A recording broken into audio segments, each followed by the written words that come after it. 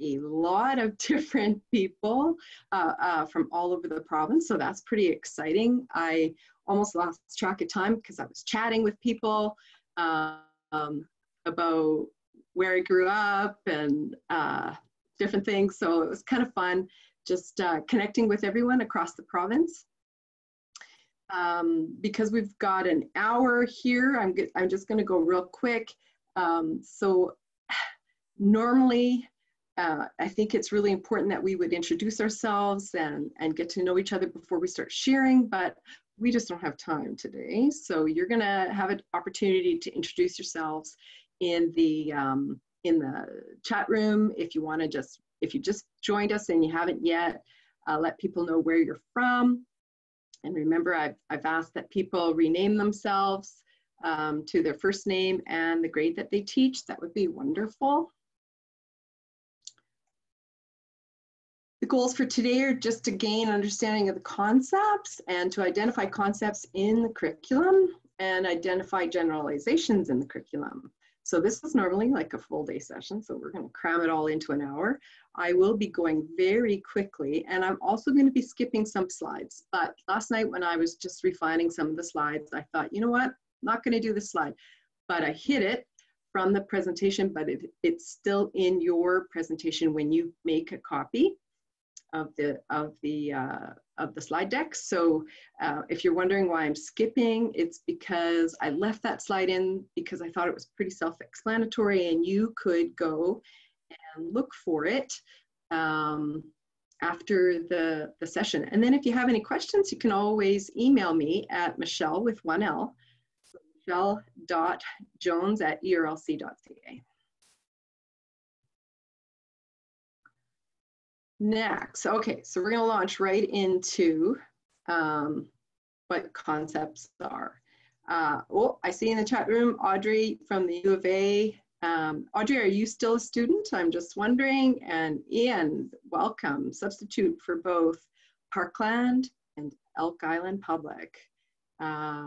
Great, it's great to have you here. So we've got a mixed bag of educators with us. We've got pre-service and currently teaching teachers, and I know we've got some central office staff, so it's a good mix, lots of different perspectives and probably levels of expertise in this area, so that's great.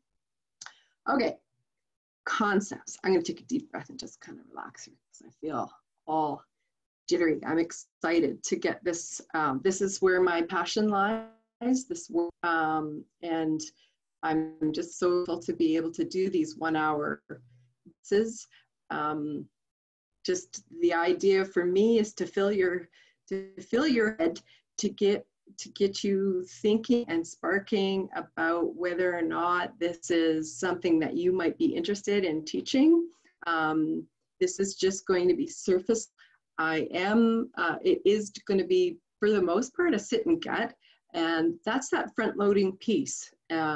So concepts are organizers, and normally if we were doing a face-to-face session, I would have you uncover that yourself. But I'm going to do some deductive teaching, which is important for concept-based teaching, but there's a time and a place for it. And typically deductive teaching is just that front-loading part where people just need to know the facts so they can start to form understanding of the concepts. So the first concept that we're covering is concept itself. So concepts are organizers, and when I give you a piece of fact, you're going to hang that or place that sticky note into the folder called concepts. So one fact about concept is that it's an idea. It's a mental picture of a group or class of objects formed by combining all of their aspects. So we like to use the metaphor. We like to use the metaphor of a concept of a file folder, right? And so I just gave you a piece of information about concepts, And because I've told you that it is, the organizing idea is the concept, you know where to file that piece of information. So concepts are organizers. So another concept might be pattern. And if I give you a fact about pattern, you would get the pattern file folder from your brain, and you would stick that new fact inside the folder for patterns. So that's how we create memories in our brain. So this work is based on how the brain learns. And we know that brains use concepts as their organizers, and human beings are, when we were created to see patterns in nature. And when we recognize a pattern and we kind of test out its relationship to see if the concept relates to the other concept this way, and we see, oh yeah, it fits the pattern, then we take that information and we plunk it in our file folder. So concepts are organizers. I love this picture. This picture sticks with me because it's an idea. Concepts are ideas. They're abstract. We can find examples of them, concrete examples of them, but concepts are just a mental, a notion, a mental idea.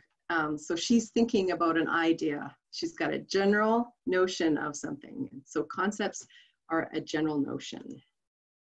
Concepts are transferable. So the idea behind that is that when we have an organizing idea in our brain, we can sort things into that folder from lots of different areas. So if we're learning about the concept of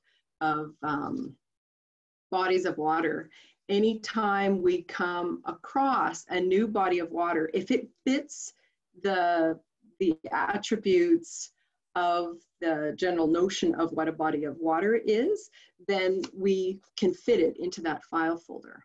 And so the idea of body of water is applicable in almost all cases, right? So bodies of water can, the idea of a body of water spans across the globe.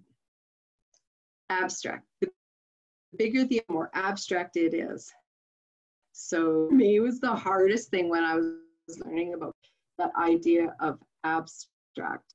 And what helped me figure it out was that you can have tangible examples of concepts, but there's no one real example of a concept because it's just an idea. It's an idea that we have in our brain. It's abstract, and we can have a concrete example like phone. So that's an example of communication, talking on the phone, but there really isn't just one finite example of communication. So it's abstract. Now there are degrees of being abstract, and we'll talk a little bit about that in a minute. Timeless. Timeless means that it isn't tied to a specific date or event. So communication is not tied to the creation of the telephone or creation of language or creation of anything else that we associate communication with. It's timeless.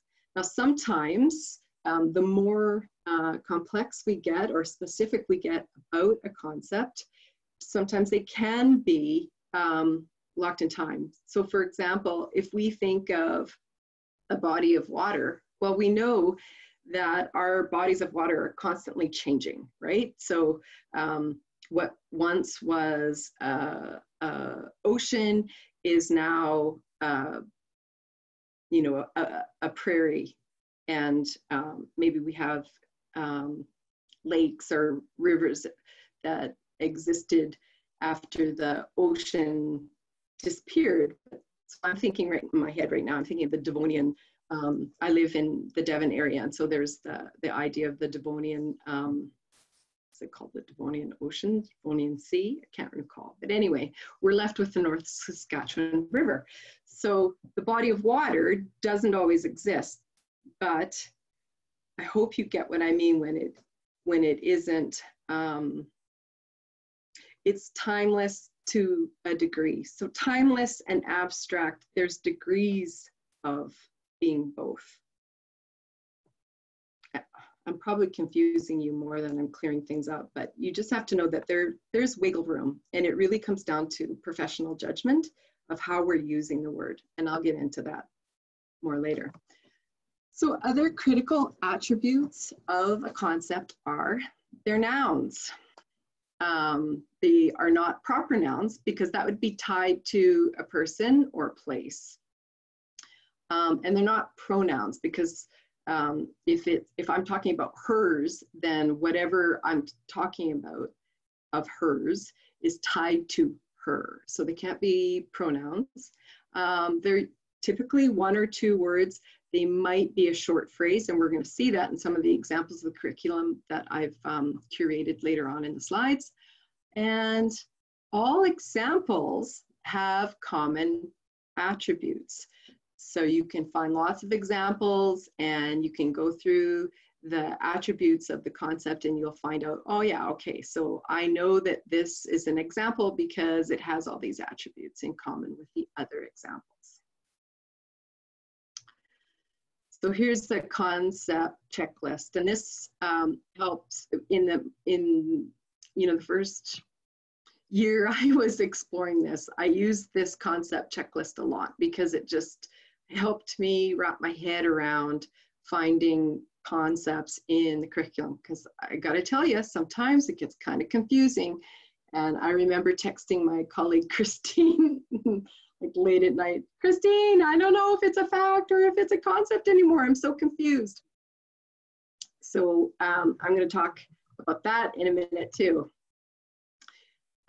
Transferable examples. So big ideas from the topic of plant growth and changes in the elementary curriculum. We see concepts of energy, structure, and purpose. And those three words, those three nouns, we can transfer those same three nouns to other ideas, like to other living things, like animals. We can even transfer those three nouns to other subject areas. So we could talk about energy in health or in social studies. We can talk about structure in social studies and language arts. We could talk about purpose in social studies, language arts, math, many other subjects. But the core attributes of the word purpose or structure, energy, those core attributes exist and are maintained throughout each subject area.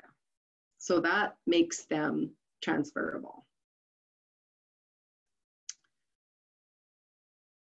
So another idea about patterns that it's helpful to know is that there are, in concepts, there's a hierarchy. And so we have big, far-reaching concepts, and then we have smaller concepts, more specific concepts, and then we have facts or examples of concepts. So for example, in the math curriculum, we see the pattern. That's like the big idea. That's in the general outcome, the general learner outcome. And then the repeating pattern might be in the student learning expectation. That's what I'm thinking of, student learner expectation. And then we might use an example with our students to make sense of the repeating pattern. And it's also that they understand, come to understand patterns and relationships. Now, pattern with our little kids might come in to school just recognizing that there's patterns. And then when they hit the higher grades, they start to learn that there's types of patterns. And then they start to find examples that help them make sense of the types of patterns. So the big idea, the biggest idea of the concept is what we call a macro concept, or you might call it the broad concept.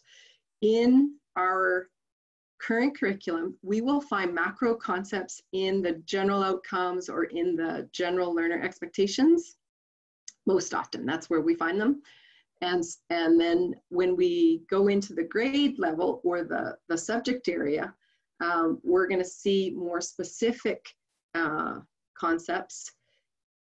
And those concepts we call micro concepts. So macro, micro, and then the examples of or facts of concepts. So there's a hierarchy, and sometimes you can have like the big micro concept and the smaller micro concept.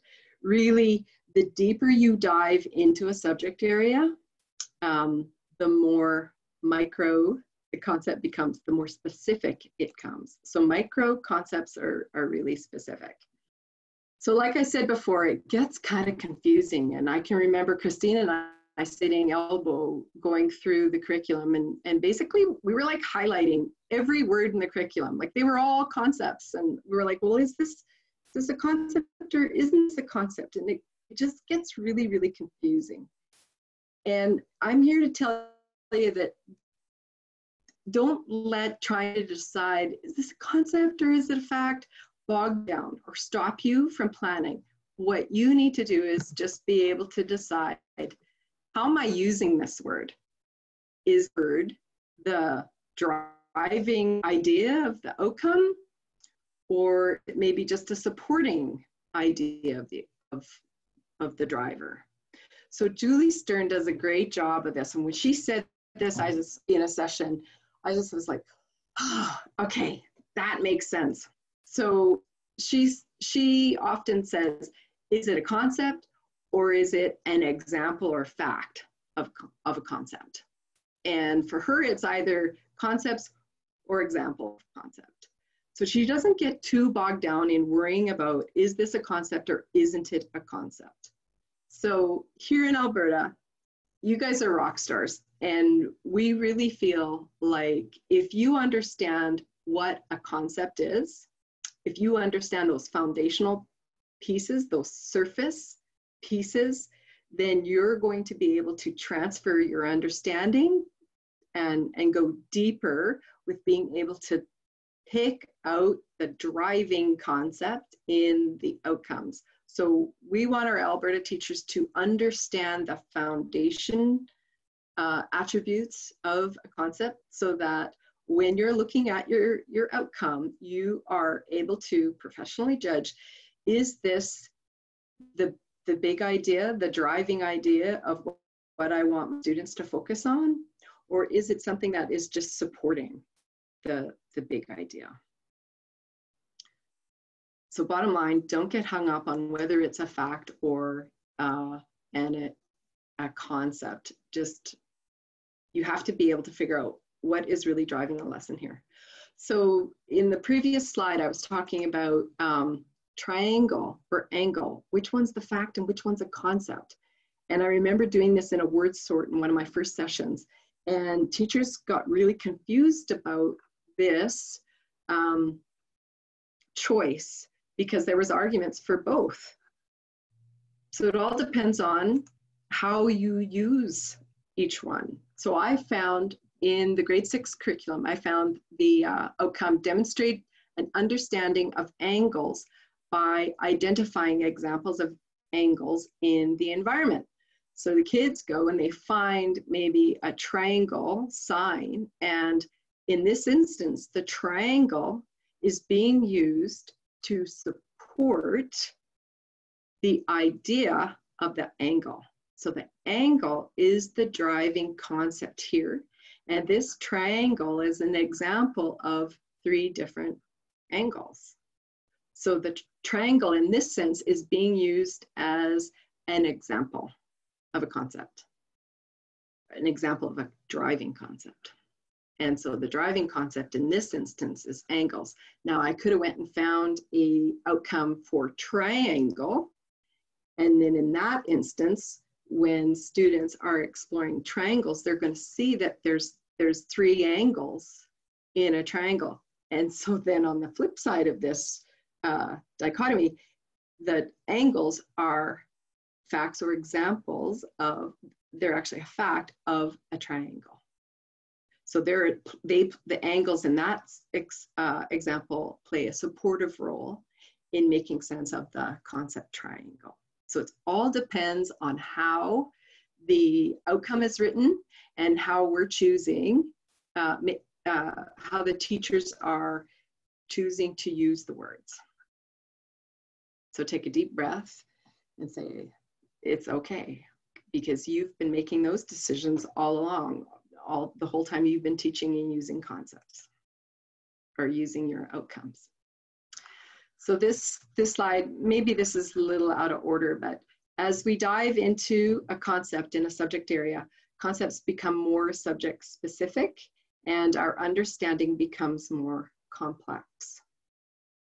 So in the beginning, in the early grades, they just talk about patterns. And then and very quickly, they learn about repeating patterns. And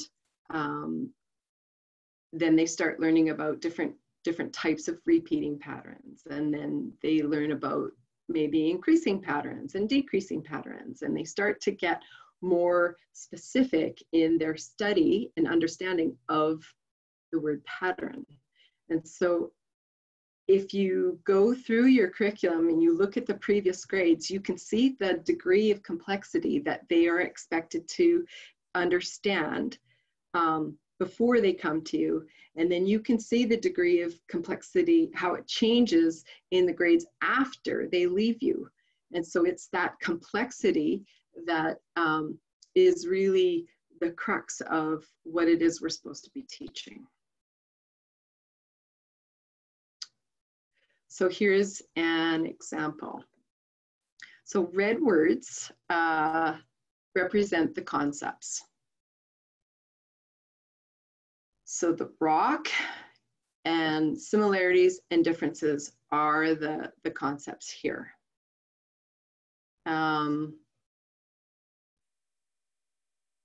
Now I want you to, in the chat room, just write what the concepts are in these next 2 outcomes. Do a comment in the chat room for the first one, examine how they belong and are connected to their world.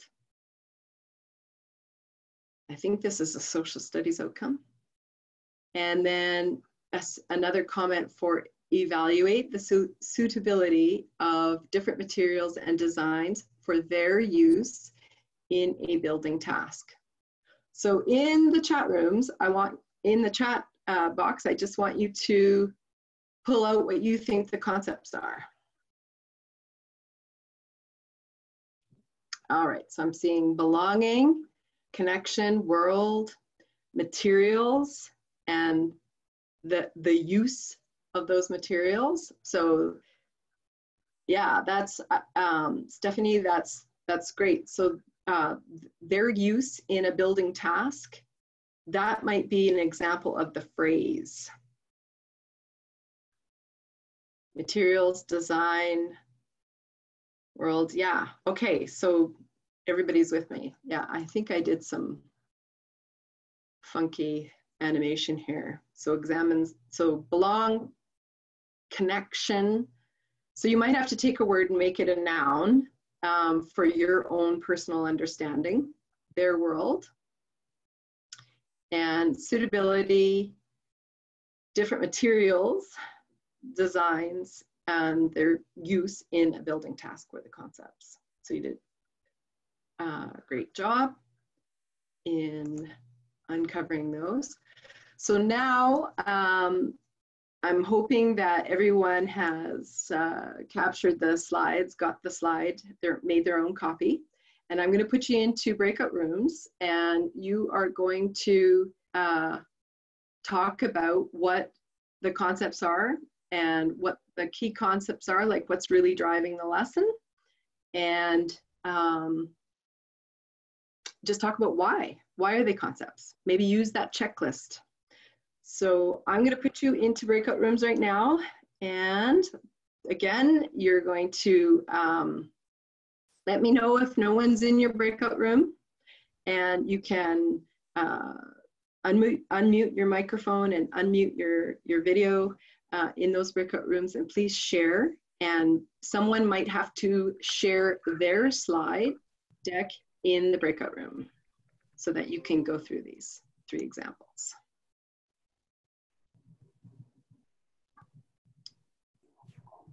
All right, I've created the rooms and I want you all to click on join rooms. You're looking for that pop-up window, and just let me know if you have any.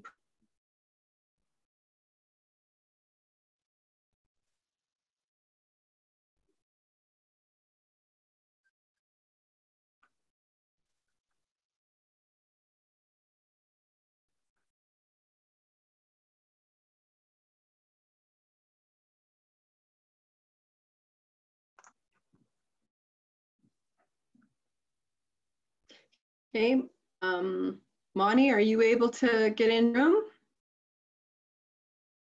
Vanessa, are you able to get into a room?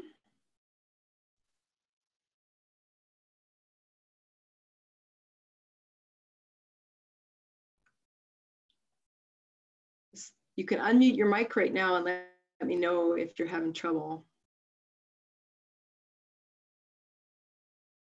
Okay, I'm assuming if you're staying muted, that means that maybe you've stepped away from your computer.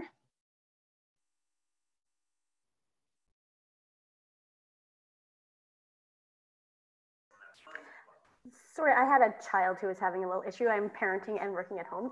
So I wasn't ready for our room quite yet. How many more minutes do we have? Oh, go ahead. You've got more time. Okay, it doesn't give me the pop-up screen anymore. How do I get, or? What's your name? Corey. I was supposed to go to breakout room 4. I just had a child needing help. Okay, you know what? I'm going to put you in to, I'm going to put you into room, I'm going to put you into room 6 because there's no one in 6. Okay. And see if you get a new pop-up window to ask you to go into room 6. Okay.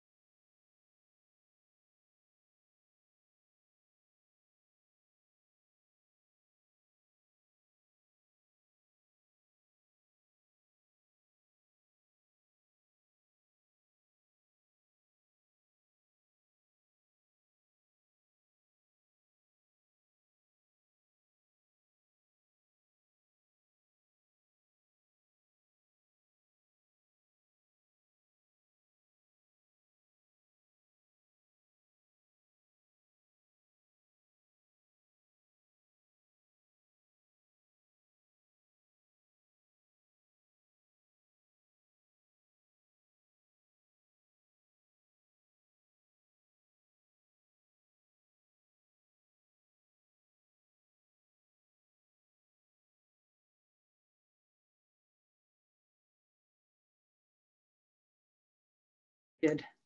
Hi, everyone. Let's just look at these screens, the screen together. What do you think the concepts are in the first outcome? Determine the pattern rule to make predictions about subsequent elements. I had put down pattern and prediction are two that I had picked out so far. Okay. And what are your thoughts about subsequent elements? Yep, definitely, I think. I guess I come from a grade 1 background, so I was like, I don't know if subsequent would be the one I would focus on in that one. What grade is that one from? Oh, Corey, that's a great question. And I should have written that down, but I didn't. What I took from what you were saying before is taking, okay, which one would I focus on in that specific one? And so I thought in that one, definitely that predicting idea, and the patterning one, definitely element one too. It's a subsequent one that I kind of was like, I probably would not focus on that one. So the subsequent elements, I think, are playing a supportive role in this instance. Yeah, definitely. And then what about the next one? Geographic, social, cultural, linguistic factors affect quality of life in communities. And that's what I was working. That's what I was working on now. And I thought, whoa, there seems like there could be a lot in that one to me, right? And I was going, that's one I was just looking at now going, oh, which ones would you pick out of that, right? Yeah, because I had geographical, social, cultural.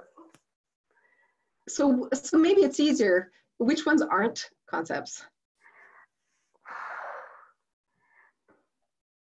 Yeah, I was honestly, I was struggling with this one because I think India, Tunisia, Ukraine, and Peru, I'm not sure if I would focus on those ones, right? Because at the end of the day, I've taught that before, and the geographical, the social, the cultural ones, I was thinking, what are the factors I was thinking, right? I don't know though. I was struggling with that one. Okay, so, I didn't capitalize Tunisia, but India, Tunisia, Ukraine, and Peru are proper nouns. Okay. So if we're using that concept checklist, those are tied to a certain place, to a certain location. They're not transferable. Okay. So they're not concepts. Yeah, so they're not concepts. Perfect. But geographic, social, cultural, linguistic factors, all those factors are transferable. Yeah. Okay. So the macro concept there is factors, and then the micro concepts are geographic, social, cultural, linguistic factors. Okay. And then quality of life. Is it macro or? Is, well, in this instance, we're just going to call it a concept. We're not going to worry about whether it's big or little. It's actually a macro concept. Yeah. And then the idea of communities. Okay. Oh yeah. So the factors, quality of life, and the communities are concepts because they transfer. They're not. And then all those other things would be the micros underneath, because I was like, holy, there's a lot you could pull out of that one. Well, the India, Tunisia, Ukraine, and Peru are not concepts. So that just leaves the word affect and the word in. Okay. Everything else is a concept. But really, the big idea here is that we want our kids to know that factors affect quality of life. Totally. And the idea of what a community is. Yeah, and then in communities, it starts to get more specific. Okay. I'm just going to call the groups back because that gives me 60 minutes. Thank you.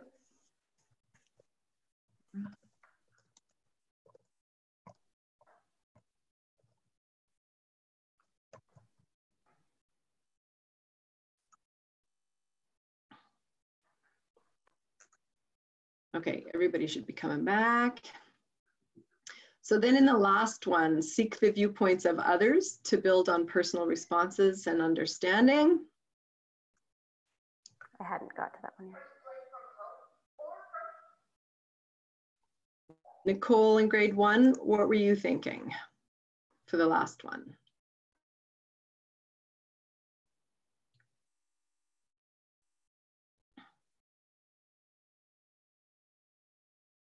Oh, not sure if she's still there. So I would say viewpoints of others. and personal responses and personal understanding are the concepts.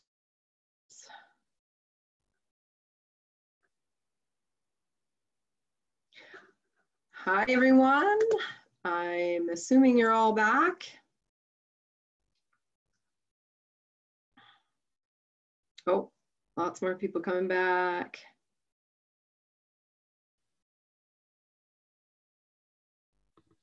Okay, we're going to keep going.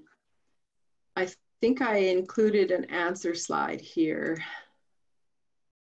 Yeah, so this is just to double check your responses were correct. The pattern rule, predictions, and subsequent elements were concepts, geographic, social, cultural, linguistic factors, concepts, quality of life, and communities. Now, India, Tunisia, and Ukraine and Peru weren't concepts. My apologies for not capitalizing Tunisia there. Anyone know why they're not concepts? You can type it in the chat room or just unmute yourself.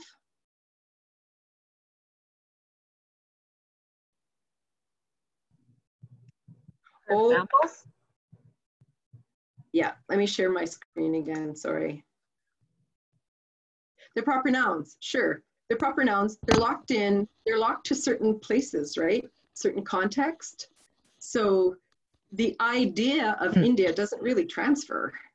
It's only India because it's India. It's not gonna, the idea is not gonna transfer. It's not universal. And it's not necessarily abstract because it's actually the city or the country, sorry. And they are examples. That's right, love it. Okay.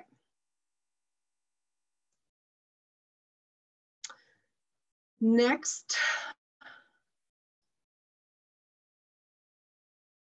Generalizations. Now I know that's probably not enough work on concepts, but I do have a slide at the very end that shares a whole bunch of examples of concepts. And I just would invite you to continue working with your outcomes and with your teacher teams to talk about finding those concepts or the big ideas of the outcome. So generalizations are a statement of understanding of how two concepts relate. So remember back at our creation, we were created to seek patterns. So when we, let's say we're picking fruit, and when the fruit is brown and it doesn't taste very good. And so we test out that pattern at another fruit tree and we see, oh, the fruit is brown and it doesn't fit. So then that pattern that we just see, we're talking about the color of the fruit and how it relates to the taste of the piece of fruit itself. So we're making a generalization about the relationship of the color or the flesh and the concept of the fruit. So we, from the beginning, have created generalizations in our brain. That general notion, now we're taking that general notion and we're relating that notion to other ideas and trying to find a pattern or another word to use as a relationship, trying to find the relationship. That's what human beings do. So the word generalization is a statement of understanding how concepts relate to other concepts, to a topic of study, to the real world. So the topic of study is that academic transfer, which is what we most often do in school. And we want our kids to be able to transfer their understanding of the concept to the real world in highly dissimilar scenario. So their understanding of, let's say their understanding of organization, the word organization, we want them to be able to take that word organization into a completely different context out in the real world and see that they can apply what they understand about the concept of organization or the concept of pattern or location or whatever, and they can apply it to a completely different scenario in a completely different field of study. You can also think of generalizations as as a hypothesis. So a generalization is sort of that guess, okay, it's that general notion of guessing how, if I plant the seed of fruit, it's going to grow. So I'm going to test it out. My generalization is if when you plant the seed of a fruit in soil, in water, and sunshine, it will grow. That's my generalization. So then I try and test that out. And once I prove that it's right, then I know that that generalization is true, that it's going to stick. And so then that goes into my brain. So a hypothesis or proposed thinking of how something works, why we do something a certain way, why it's important, etc. Just trying to move my, okay, I got 10 minutes left.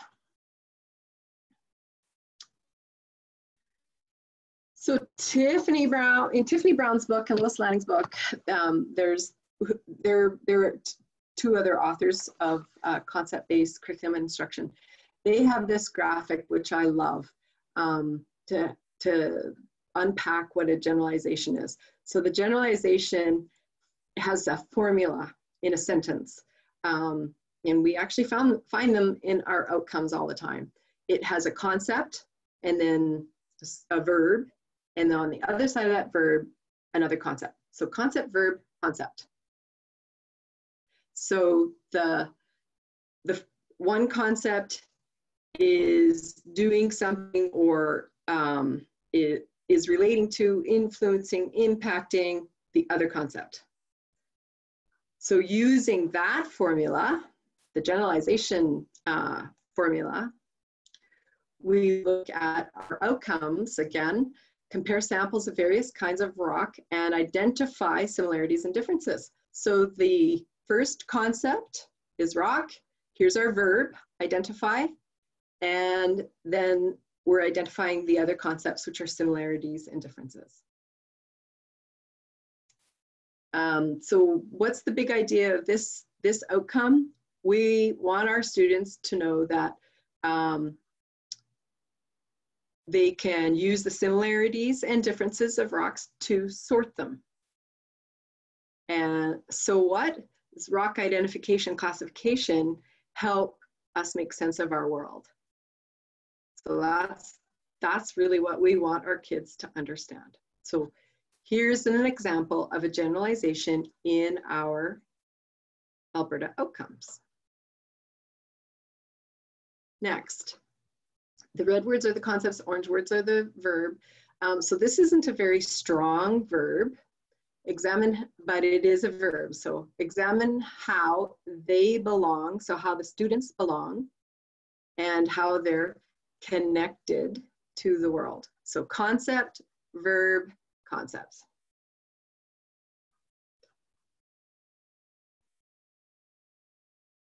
Thank you, Nicole, for putting those books into the chat room.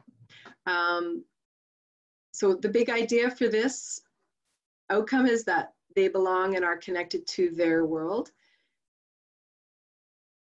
So the belonging, connected in the world are the big ideas.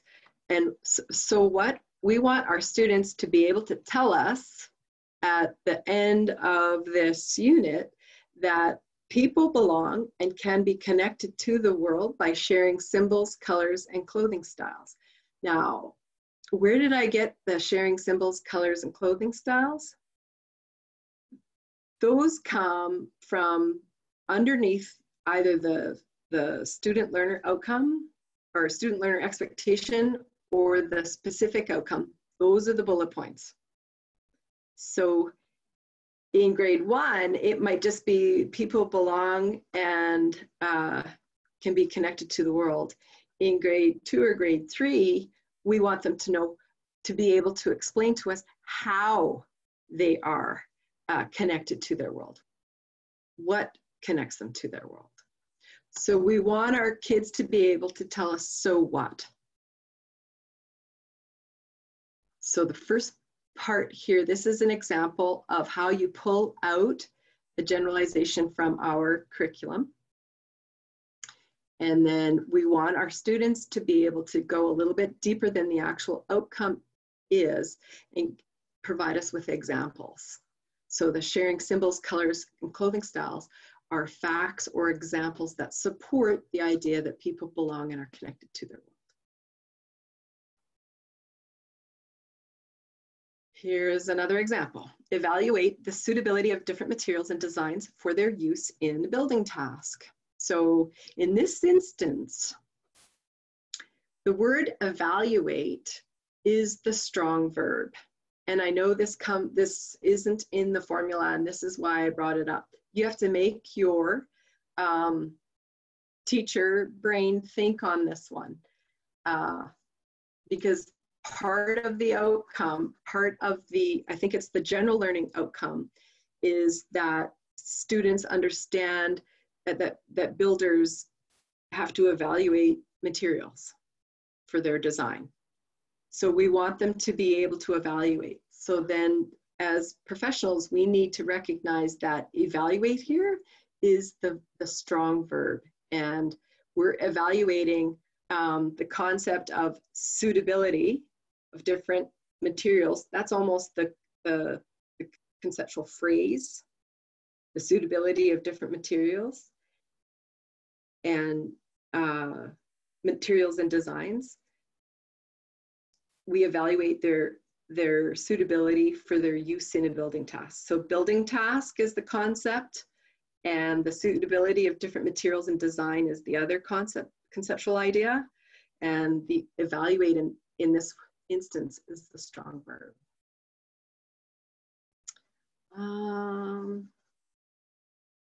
Sorry, I'm having trouble with finding my mouse. Here I've got some examples covered up, but I was hoping to have time for a breakout room, but obviously we're not going to have breakout room time here. So determine the pattern rule to make predictions about subsequent elements.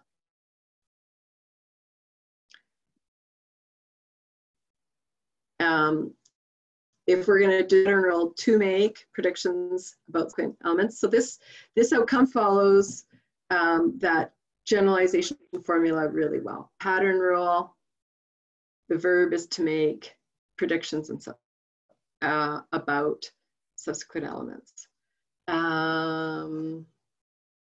Next one. Okay, we got 2 minutes to the end, and I kind of made it to the end, sort of.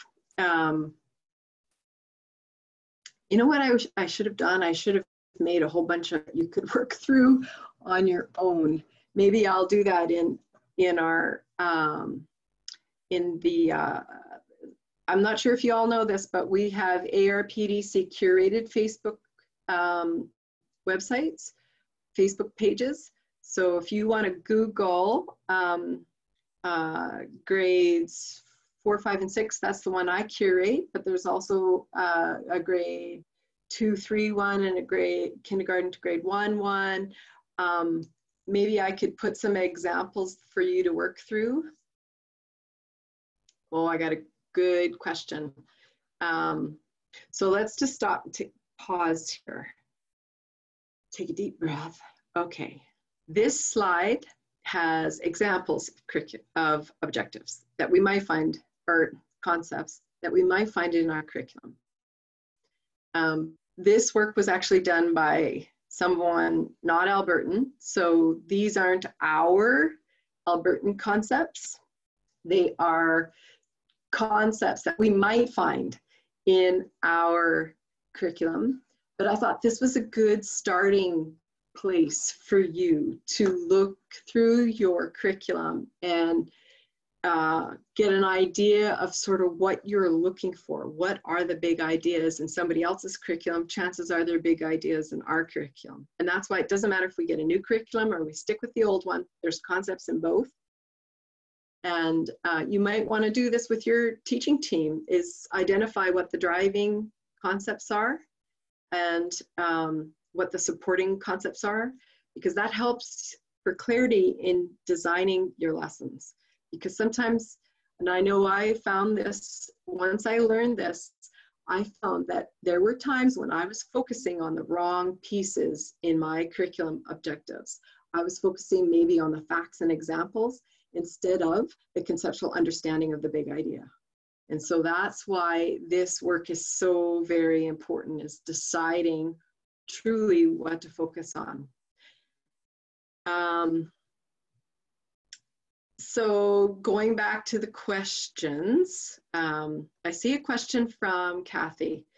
So I'm going to answer any question. I'm going to stay on for people who have questions and have some time. I'm going to stay on for as long as questions are asked to me. You've got the slide deck. You can work through it. You can email me if you have any questions at Michelle with 1L, michelle.jones@erlc.ca. And you can check out the Facebook pages. So they're curated pages. They have an ARPDC consultant assigned to each page just to monitor the quality and the conversations. And so you can check out the ARPDC Facebook page that I curate, which is the grade 4, 5, and 6 page. And I think if you Google ARPDC Facebook pages or grade kindergarten 1 page, grade 2, 3 page, grade 4, 5, 6 page, you will find those pages. So I'm going to start answering questions here. I just want to thank everybody that's thinking about leaving. I want to thank you for joining us today. I know it was rushed, but that's the type of learning that seems to be what people want. And I hope I've given you enough information to spark interest to dive deeper so that you go beyond that surface learning. So Kathy asks, Michelle, can you talk about why the strong verb matters? Okay, the idea behind the strong verb, we want our kids to tell us how something is impacting, how something is influenced by, how something relates to. So in our outcomes, the verbs are quite often weak verbs. They're very broad. They're too broad. There's no specificity in the learning. So the outcome is very, very broad, and we want our students to get more specific. So when we share the outcome or share the question with them, we want them to be able to answer the question by using evidence that they have collected through an investigation. And so they're going to tell us more than just it's influenced by. They're going to tell us how it's influenced. And so in a sense, they're going to provide us with a stronger verb. They're going to go beyond the weak verb of are and is.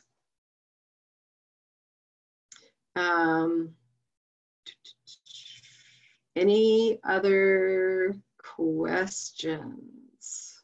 Oh, everyone is so kind. Thanks, Nicole, for helping me out. You were awesome.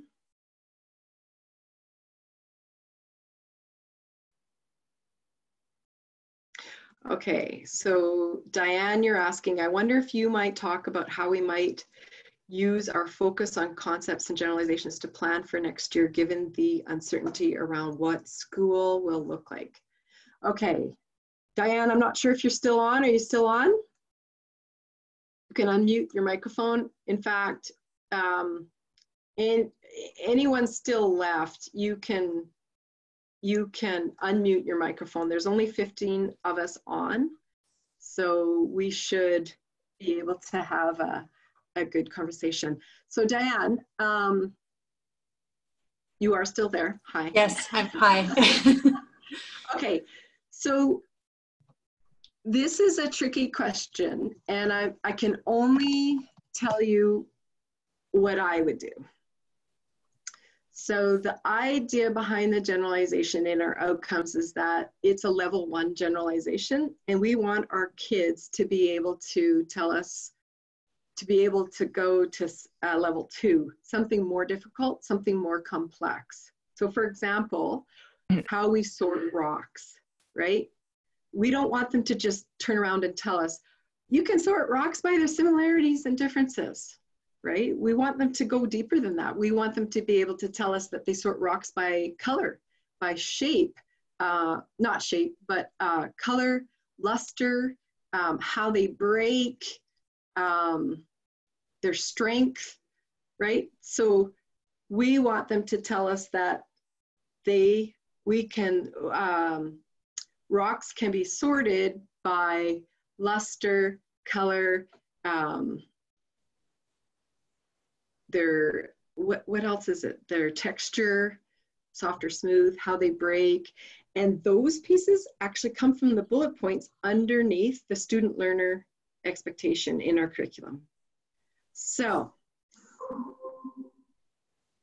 when planning for next year, if it continues that we have to pull out what we think are the priority pieces from our curriculum, then we might not want to teach our students all of those bullet points. We might want to just teach them some of the bullet points that will help them make sense of the idea that the idea of being able to classify or identify something by certain characteristics, because that's really the big idea there, right? So yes. Does that make sense? Yes, so just to make sure that I'm following you, you're suggesting that we focus on those big ideas or the generalizations, but perhaps be selective about the examples that we use to build the understanding of the big idea. That's right. So right now, those guidelines exist for us right now. So I might use just one or two of the sorting criteria for rocks for students to have to come to. Or I might not prescribe any of the sorting rules and just get them to provide me with evidence as to how they sorted those rocks. Mm-hmm. And then tell me why it was important, right? So yeah, you're right on. But that's not to say that that's how it's going to be in September. Alberta may lift those guidelines. And then if that's the case, then we are responsible for introducing them to all of those bullet points. But to the degree of transferability, we might only ask them to transfer that understanding